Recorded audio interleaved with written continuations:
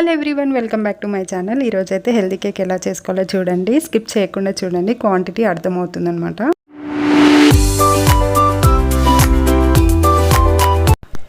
So ఒక బౌల్లో అయితే 1 కప్ ఆఫ్ పెరుగు తీసుకోవాలి. సో ఇట్లా క్రీమీగా ఉన్న పెరుగు తీసుకుంటే బెటర్ అనమాట, ఇలాంటి లమ్స్ లేకుండా ఉంటుంది. అలానే 3/4 ఆఫ్ షుగర్ వేసుకోవాలి. కందసారి షుగర్ వాడుతున్నాను నేను, మీరు ఇంట్లో ఏ షుగర్ ఉంటే ఆ షుగర్ వేసుకోండి.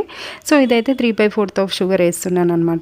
సో వేసే తర్వాత మనకి ఏదైనా cold pressed oil, would pressed oil అయినా ఓకే, హెల్దీగా చేసుకోవాలి అంటే. లేదంటే నార్మల్గా ఇంట్లో ఉన్న ఆయిల్, ఏదైనా ఆయిల్ ఒక 1/2 కప్ ఆయిల్ అయితే వేసుకోవాలి. సో ఇదంతా ఒకసారి లమ్స్ లేకుండా బాగా మిక్స్ చేసేసుకోవాలన్నమాట. తర్వాత 1.5 కప్పు గోధుమ పిండి వేస్తున్నాను. సో మైదా పిండి అయితే వాడట్లేదు, మీరు వాడాలనుకుంటే వాడచ్చు. సో నేనైతే గోధుమ పిండి వేసేసుకుంటున్నాను. తర్వాతనేమో baking soda and baking powder 2 వేసేసి బాగా ఇట్లా పైన ఇట్లా మిక్స్ చేయాలి. తర్వాత కొంచెం నేనైతే హిమాలయ పింక్ సాల్ట్ వాడుతున్నాను. సో ఏ సాల్ట్ అయినా వేసుకోవచ్చు. బాగా మిక్స్ చేసేసుకొని ఈ విధంగా బాగా బ్యాటర్ని కట్ మోషన్లో మిక్స్ చేసేసుకోవాలన్నమాట. తర్వాతకి చాకో చిప్స్ ఉంటాయి కదా, దాంట్లో కొంచెం వీట్ పౌడర్ వేసి దాన్ని మొత్తం మిక్స్ చేసి ఈ బ్యాటర్లో వేసేసుకోవాలి. సో ఈ విధంగా వేసుకున్న తర్వాత మనం దేంట్లో అయితే కేక్ చేయాలనుకుంటున్నామో ఆ గిన్నె తీసుకొని దానికంతా నెయ్యి అన్న ఆయిల్ అన్న ఇట్లా స్ప్రెడ్ చేసేసుకొని కొంచెం వీట్ ఫ్లోర్ వేసేసి మొత్తం గిన్నెకి మొత్తం స్ప్రెడ్ చేసుకోవాలి సైడ్స్.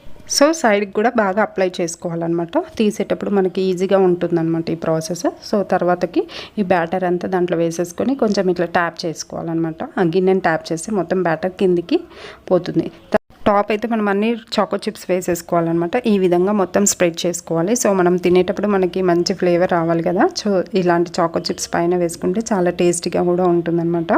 తర్వాత ఒక మందపాటి గిన్నెలో ఇట్లా ఒక స్టాండ్ అయినా పెట్టుకోవచ్చు, లేకపోతే రైస్ కుక్కర్కి మనకు వస్తుంది కదా ఇట్లా హోల్స్ లాంటిది, ఇది కూడా పెట్టుకోవచ్చు. సో నేను ఇదైతే పెట్టేసి దీని మీద ఒక ఇప్పుడు కేక్ చేసిన బ్యాటర్ గిన్నె మొత్తం దీని మీద పెట్టేసి దాని మీద కూడా ఒక మూత పెట్టేసుకున్నాం అనుకోండి, బాగా కేక్ అనేది బేక్ అవుతుంది అనమాట. సో ఈ విధంగా పెట్టేసుకొని దీని మీద కూడా మనం ఒక లిడ్ పెట్టేసుకోవాలి.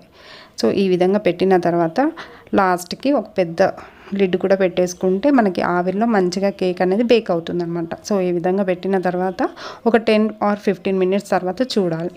సో చూసాక మనం ఒకసారి మీద ఉన్న మూత తీసేయాలి. సో ఇది చాలా వేడి ఉంది. సో మీరు అలా తీయకండి, దేనితో క్లాత్తో తీసుకోండి. తర్వాత ఇలా తీసే తర్వాతకి మనం ఏదైనా ఫోక్ స్పూన్ అయినా, స్పూన్తో అయినా, చాక్తో అయినా ఇలా మిడిల్లో మనం ప్రెస్ చేసి చూస్తే ఆ లిక్విడ్ అనేది ఆ స్పూన్కి అంటుద్ది అనమాట. అంటుతే ఇంకా అవ్వలేదు కేక్ అని అర్థం.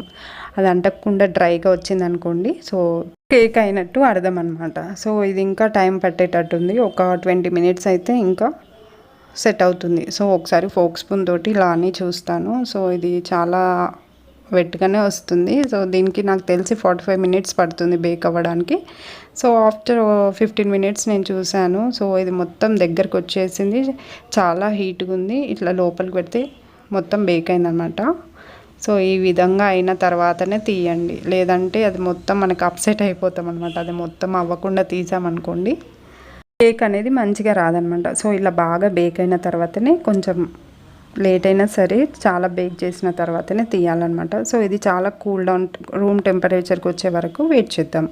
సో ఈ విధంగా వచ్చేసింది. సో చాక్తో సైడ్కి ఇలా కట్ చేసుకుంటే మనకి ఈజీగా వచ్చేస్తుంది అనమాట కేక్ అనేది.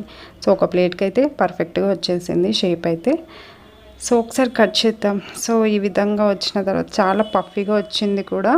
సో మధ్యలో పచ్చి పచ్చిగా కూడా లేదు, చాలా మంచిగా బేక్ అయిందనమాట. సో మీరు కూడా ట్రై చేయండి, హెల్తీగా ఉంటుంది, పిల్లలకు కూడా బాగా ఎంజాయ్ చేస్తారు. Please do subscribe to my channel. Thank you so much.